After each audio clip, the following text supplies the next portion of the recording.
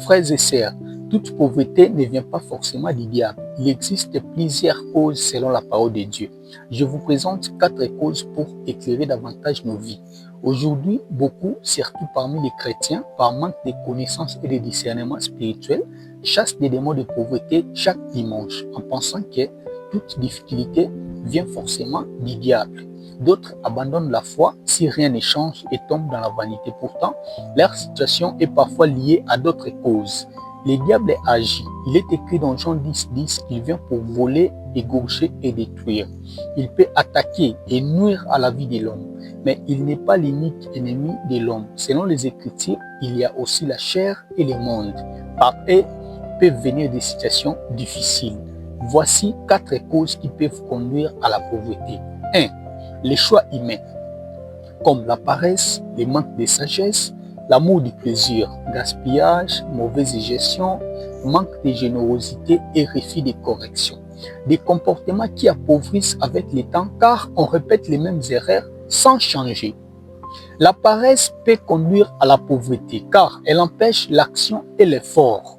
Il est écrit, celui qui ne travaille pas ne doit pas manger non plus. Une mauvaise gestion.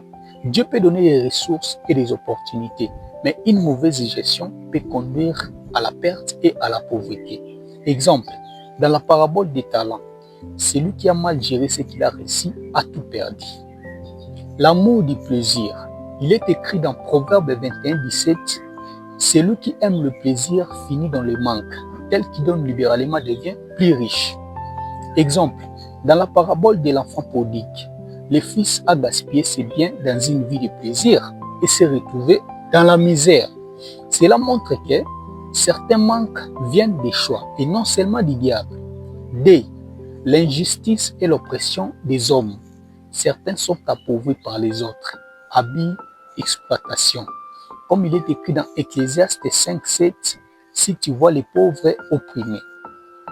3. Les circonstances de la vie. Situation hors de ton contrôle.